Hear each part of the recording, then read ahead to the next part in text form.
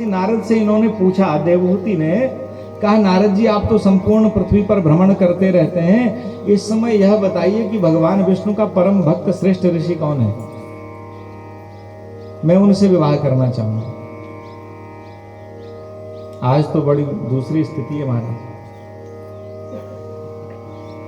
ब्राह्मण से विवाह करने को कोई कन्या राजी नहीं, और अगर करने को भी तैयार होगी तो पहले कहेगी ये धोती कुर्ता ये नहीं चलेगा, सिर की चोटी वोटी सब काट देना, जीन्स पैंट चलेगी, नौकरी करने वाला होना चाहिए, कोट पैंट वाला, तब तो करती हूं मैं ब्याह। भले ही वह विवाह करके कल कोई शराब पी करके तुमको मारना पीटना शुरू कर दे, वो चलेगा। और ब्राह्मण है, उसमें कोई व्यसन नहीं, बीड़ी सिगरेट शराब कुछ नहीं, निष्ठा पूर्वक रहता है। लेकिन महाराज समय की विडंबना है, बलिहारी है ऐसी, ऐसा हो रहा है समाज में।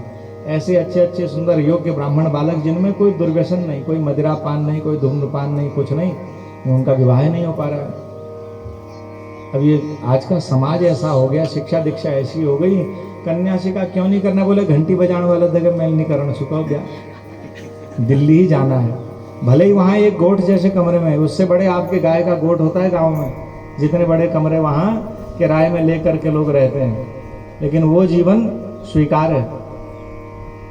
एक ही शौचालय है 10 परिवारों का, उसमें लाइन लगी है, गटर में गंदगी बह रही है, और वो जीवन बहुत अच्छा लग रहा है। बस गांव को आए, गाड़ी बुक करके आगे, जरा शान शौकत दिखा दी, वहां फिर कैसे है भगवान ही जाने। है ऐसा, कोई अन्यथा मत लेना ही समाज का आज जो चल रहा है। लेकिन योग्यता पुराने समय में जो एक मानक हुआ करते थे योग्य वर के, अब वो सब चीजें नहीं रह गई। इसलिए कई चीजें हो रही, देखो वैवाहिक जीवन बहुत लंबे नहीं चल पा रहे हैं, टूट जा रहे हैं जल्दी जल्दी, बहुत जगह बहुत सारी बातें देखने सुनने को मिलती हैं।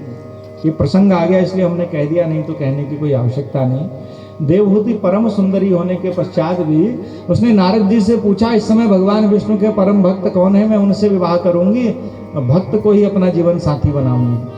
नारद जी ने कहा, भाई इस समय तो कर्दम ऋषि भगवान विष्णु के परम भक्त हैं, और आज से 3 दिवस पूर्व ही उनको भगवान विष्णु प्रत्यक्ष रूप से प्रकट होकर दर्शन देकर भी गए हैं। बस माता पिता से कहा मैं विवाह करूंगी तो कर्दम ऋषि से ही करूंगी, अन्यथा नहीं करूंगी।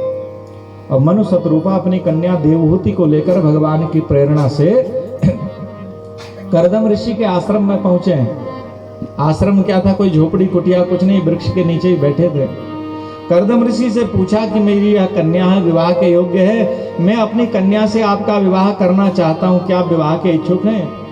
कहते बाढ़म उद्वोडु कामो हम, हाँ बिल्कुल मैं विवाह करने का इच्छुक हूँ, विवाह करना चाहता हूँ पिता ब्रह्मा जी की आज्ञा के पालन के लिए, लेकिन मेरी एक शर्त है। क्या शर्त है?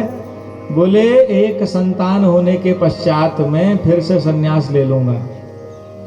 अब कौन पिता दे देगा ऐसे व्यक्ति को अपनी कन्या, जो विवाह से पहले ही कह रहा हो कि संतान उत्पत्ति के पश्चात मैं संन्यास ले लूंगा?